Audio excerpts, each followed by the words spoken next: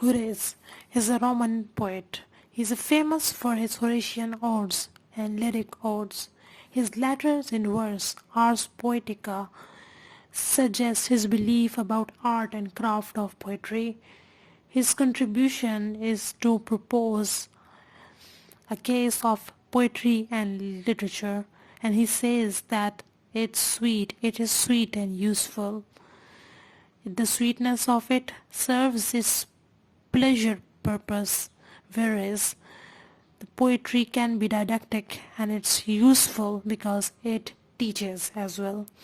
And these two goals are not incompatible as Plato had feared.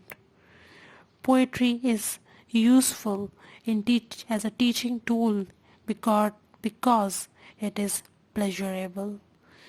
Pleasure of poetry makes it accessible and popular among masses, and its lesson can be widely be learned. Like Plato, Horace sees nature as a primary source of poetry, but the poet should imitate other authors as well as imitating nature. Horace thus establishes the importance of a poet knowing a literary tradition and respecting inherited forms and conventions as well as creating a new work. Who is Philip Sidney? Philip Sidney is a famous poet in, of English tradition, and was he was he was of second half of 16th century and writes an apology for poetry in 1583.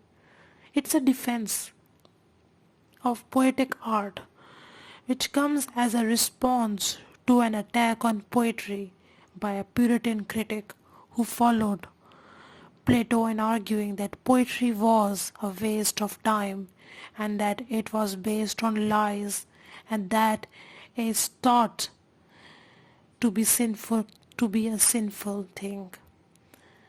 Philip Sidney's discussion of poetry followed a path laid out by Horace, insisting that art serves the dual purpose of instruction and pleasure. He writes that poetry therefore is an art of imitation, and for so Aristotle termed it in his verse mimesis, that is to say a representation, a counterfeiting or figuring forth to speak metaphorically and a speaking truth which this ends to teach and delight. Poetry for Sidney provides a vehicle for instructing readers in the proper way to be think art or believe, to be think act and believe, and do just as much as sermon histories, and it has the advantage over these drier forms of providing enjoyment while it teaches. Philip Sidney answers Puritans that poetry is the mother of lies by following Aristotle's logic that if poetry were merely imitation of nature, it would be necessarily an inferior copy, hence a form of falsehood.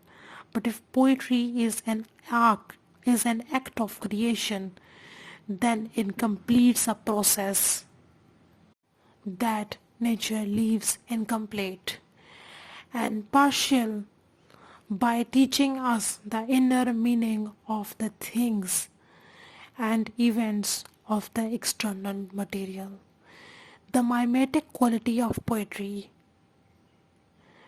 is rather than presenting an inferior world is in fact a higher level of reality that speaks. Pictures tell us forms of truth that would not be available through that ran observation of nature shaped, unshaped by a poetic form. That was all about Horace and Philip Sidney. The next video is about Francis Bacon, and hope you will subscribe to this channel to watch other videos on literary theory and criticism as well. Thank you.